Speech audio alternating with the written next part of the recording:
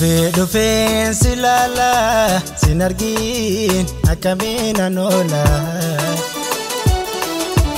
garaan obsa dadhabee qalbiidhaan suma faana oola garaan jabaati atnarraan fagaatiin atis kottu nalaali galee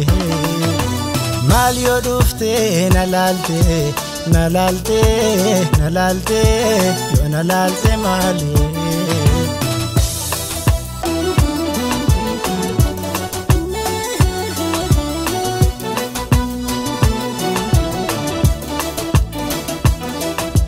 halkanii fi guyyaa inuma si yaada halkanii fi guyyaa inuma si yaada qalbiin koo si argu gammada qalbiin koo si argu gammada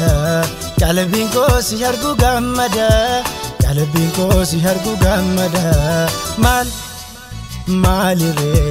maaliree fallinni yoomire keenya wal argaan maaliree fallinni yoomire keenya wal argaan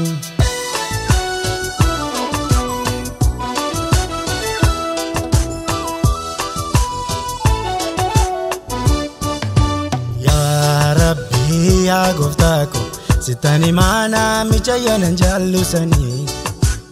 narraan arginamtuuni siin jabala afaanii dhabuun ta'uu ijatiya michayyooni naafi humte isheen na humte gargar nun baasinati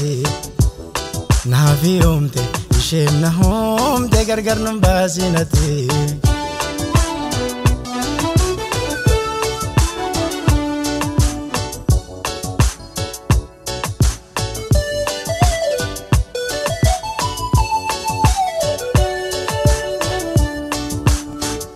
gaditi gaddu yombo etabocho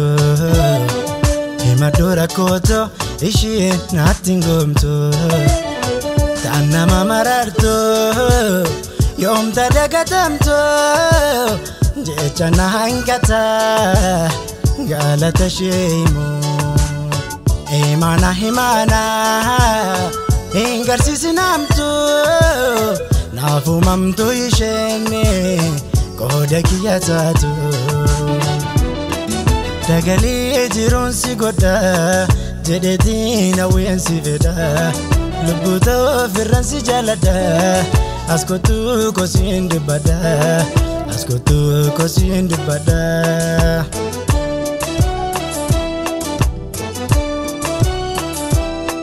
iftuu ta'u wayyaa ibsituu dhangaatu yaa nuura leensa